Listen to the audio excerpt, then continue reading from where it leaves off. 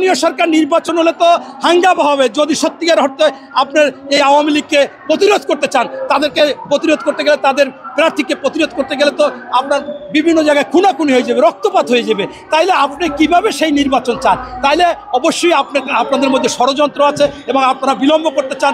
আপনাদের যে দলটিকে আপনারা ক্ষমতায় আনতে চান বা যাদের নিয়ে আনতে চান, সেই দলের লোক তো বিবাহযোগ্য হইলেও মানুষ বিবাহ করতে চাচ্ছে না। তাদের চেহারা চূড়াটা ভালো না। তারা যখনই পাত্র আসে, পাত্র চেহারা দেখে দৌড় দেয়।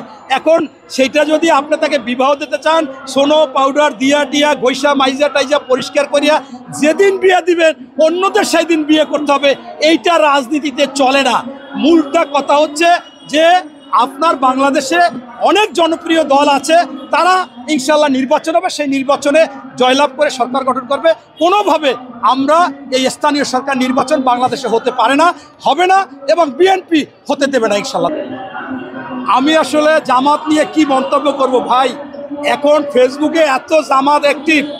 আমি একটা বক্তব্য দিয়েছিলাম, বক্তব্যটা হচ্ছে, কারো নাম বলি নাই, যে কেউ আমার নবীকে কাউবয় বলবে, কেউ আমার নবীকে ছোট করে কথা বলবে, কেউ মা খাদিজাকে বলবে সে ইনটেক না, ভার্জিন না, তার 3 বার ছাইরে গেছে পৌড়ো, কেউ বলবে আলী সে মদ খেত।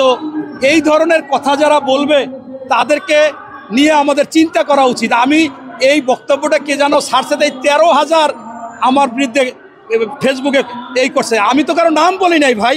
সেইখানে যদি 13,000 পরে ঘাটাই গেলে দেখি যে ওই দলের লোক, তাই আমারই তো নিজের কাছে আমি অবাক হই যে একজন লোক যদি বলে যে আমি আর অমুক দেশপ্রেমিক একমাত্র বাংলাদেশে। ভাই, তোমাকে যদি প্রশ্ন করা হয় যে তুমি কি স্বাধীনতা যুদ্ধের পক্ষে না বিপক্ষে, তুমি বলবা যে বিপক্ষে এক কথায়। তা তুমি স্বাধীনতা যুদ্ধে ভূমিকাই নিলে না, তোমার আবার দেশটা আসলো কোথা থেকে? আবার দেশের প্রেমিকটা হইলে কেমনে?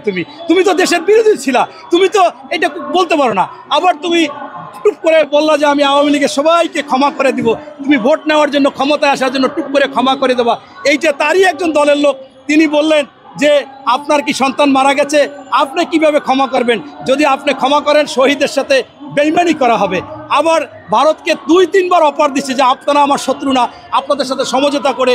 এই যে বিষয়গুলো এরা আসলে কোন সময় কি বলে, এইটাই অবাক। আমরা আগে মনে করতাম যে এরা হচ্ছে যা কথা বলে মাইপে জুইপে বলে এবং সঠিক বলে, কিন্তু এখন দেখতেছি যে অনেক কথাই তারা এলোমেলো বলতেছে, সকাল বিকাল করতেছে। এবং আমার কাছে আরও আজব লাগে, এখন তারা প্রশ্ন উঠেছে নারী নেতৃত্ব হারাম। আরে ভাই, তাদের অধীনে তুমি মন্ত্রী ছিলা, তোমাদের দলের প্রধানরা মন্ত্রী ছিল, এমপি ছিল, এখন নারী নেতৃত্ব হারাম হয়ে গেলে এটা কেমন? সেই দিন মনে ছিল না? আবার বলে যে আপনার 2018 সালে নির্বাচনে যাওয়া মানুষের সাথে বেইমানি মুনাফিকি করা হয়েছে। তোমরা 25টা আসন ধানের শীষ নিয়ে দাঁড়াইলা, তোমাদের মুনাফিকি হয় না? তাই এই দল যেটা বলতেছে, আসলে তারা আমার কাছে স্পষ্ট মনে হচ্ছে যে কোনো দল গঠন হবে, সেই দলের সাথে তাদেরও প্রেতাত্মা আছে এবং তারা সেই দলের সাথে মিলিত আছে। ওই দল এবং তারা যা কিছু সিদ্ধান্ত একত্রে নিচ্ছে, ওরা যা বলতেছে, উনিও সেই ওই যে কাউয়া কাদেরের মতো শেখ হাসিনা যা শিখিয়ে দিত, কাউয়া কাদেরও তাই বলতো। আমার মনে হয় সরকারের ছত্রছায়ায় যে দলটা মানুষ বলতেছে হতে চাচ্ছে, তাদের সাথে ওনাদের লিয়াজ আছে, ওরা যা বলে ওনারাও সেটা বলে।